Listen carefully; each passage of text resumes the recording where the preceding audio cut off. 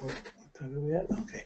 So with the, when you get to the earth signs, Saturn's very practical in the earth signs.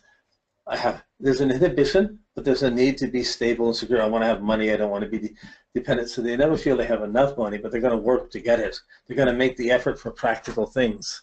They're going to be responsible because it's practical to be responsible. And if they haven't done something, they know why they haven't, because they didn't take it. So you can have a practical Saturn and a totally irresponsible Sun, and this becomes a struggle within your life. But what we're looking at is the reflectiveness of the earth signs. It's measuring. This is stable, this is good, this will improve things, this will make things better. But if I want the better sound system, I'm going to have to work to save the money. I have to be working here so I can make sure I have the sound system I want or the other things that I want. But it's practical, very tactile sense. But the Saturn there is, Saturn works best being practical. You know, I can't do without the money. I'm going to hold on to the job. I'll take it.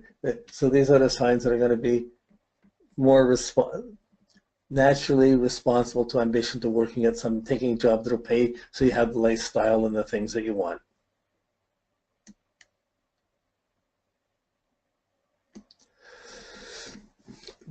So in a funny way, Saturn's not such a personal planet. You have to work a little bit to see it, and you'll see it very clearly in its house positions. You'll see it very clearly in the aspects it makes and how it affects the other planets. Seeing the attitude with it, it's something that clicks in, and you start saying, oh, that attitude.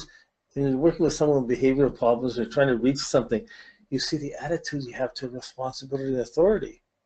Wow. Then you can see if you're working with it good or bad, constructively or not. If it's depressing restriction, forcing the ambition to have to work to get ambitious, or it's ambition forcing you to fix the other missing things.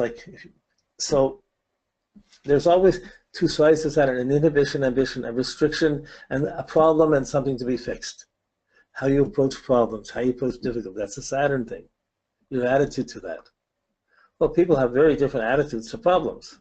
So if you take 5 or 6 other people, you look at a chart and you see their Saturns, you start to say, oh, you can start to see it more, not from the words, but around the words, behind it. You see, oh, they're processing like that. But that's different than me. You start to see this. When we create the rulerships of the signs, again, they're a predominant factor in showing how on the influence of that sign on the planet. So we're looking, what's going to affect my responsibility, my inhibition, my accomplishments, my sense of respect. You're going to see the ruler of the sign. I have to be working in the direction of that rulership, in a positive way or a negative way. So if Saturn's in Cancer, it's one of the signs. It's opposite. It's detriment. It's the opposite of its ruling sign. It's affected by the moon, and so I'm going to have to work for my personal security, for home, family, and there's going to be a tediousness of I have to take care of home. Why am I doing everything? I'm raising my mom's kids. I'm taking care of my brothers and sisters. I'm having to do this. You're going to be overly responsible about domestic things,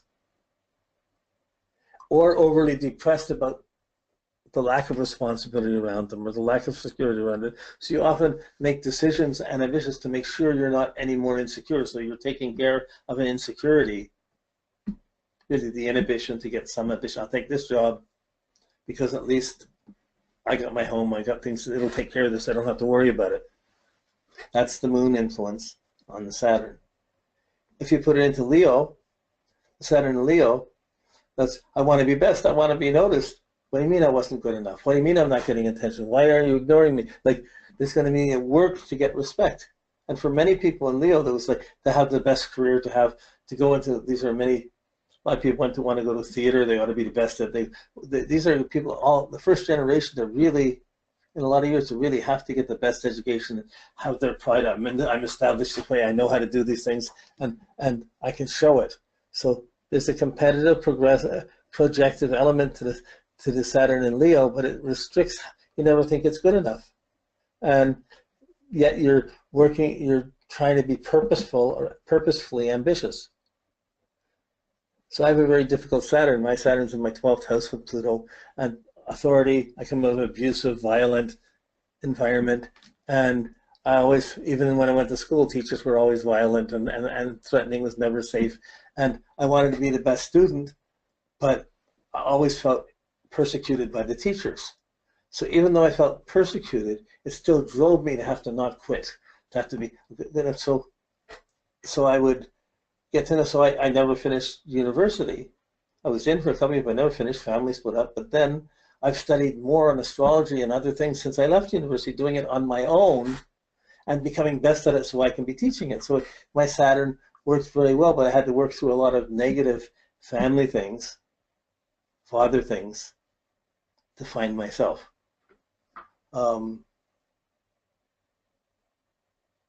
Yeah, it's okay. So there was I just remembering it's a point where I'd left university. My father was so sad, so upset, and I went and I traveled for a few years. And I traveled around, went to India, ended up meditating in India for 2 years. I came back, and it was about 5 years after that I'm with my father, and he finally says to me, he said, I realize what you did was better, and you learned more from being on your own than from finishing school. But until then, he had never forgiven me for not finishing my schooling. So interesting. Anyways, the Saturn in the Mercury in the Gemini and the Virgo is going to be Mercury ruled. So there's going to be mental attitudes affect the ambition. So it's going to be strategic to do things, but it can be depressed. I don't want to do this. So you're fighting a mental depression and the need to get a commitment to right education, to work hard, to be knowledgeable, and to have respectful knowledge. But if you're feeling depressed and you don't associate to that, and you add some other, you get disassociative, this can become long-term. Like the Saturn in the mutable signs wants to try different things, but the Mercury rulership is curious. So as soon as they get one thing, they're curious about another. So should I have taken this job? Maybe there's another one. And they're always curious and looking to go in different directions. So while they can multitask, it's hard to hold steady at just one thing unless it leaves them a lot of variety or a lot of things to do. So the right education, the Mercury, and right communication, and working on that is the key for the Saturn in Gemini and Virgo. In Libra, it becomes Venus. It's about your love, your beauty, your emotions, your money. So you're going to work hard. You're going to feel you don't have, in Taurus, you're going to feel you don't have enough money, you don't have good enough clothes, you don't have nice enough things, and you have to work to get them. It's really important to get them. So you're depressed because you don't have them, and you're going to work hard to get the money so you can get the things you want. That's the Saturn in the Taurus. And there's a determination to do that. It can be a very positive thing. I'm just trying to point out things where you could slightly see these factors, or notice these factors. In Libra, it's not so much about possessions, it's so much about being appreciated by the other person. So the Saturn in Libra is going to have the work to try, I want to work because I want you to like what I'm saying. I want to be doing things to be appreciated. I want you to appreciate what I'm doing. I'll be ambitious if you like it. It's tied to another person, looking for approval and appreciation. Socially and culturally in Libra, materialistically in Taurus. Because the Taurus is the earth, the Mercury is the air. When the Saturn goes up to the Aries and the Scorpio, it really is directly restricting the energy. It's you're trying to do something, you try and get in trouble, father's standing there. You're speeding the car, you get a ticket, the cop's there. There's a fight, an instinctive fight to push for your own ambition, and to be disciplined to do it. At the same time, there will be clashes and fights with it because you'll step on other people's toes, or you might push a little too hard. But the Saturn here is a harsh element, but it's a discipline. It inclines the Saturn. There's a need to discipline one's energy, to get control of one's personal forces and to use it efficiently. That's what the Saturn will be trying to do when it's going through Aries or Scorpio. The more is if you're living angrily, wrongly, or you're putting bad energy out, you'll get severe judgments on it from the Saturn being there. It's the Mars rulership.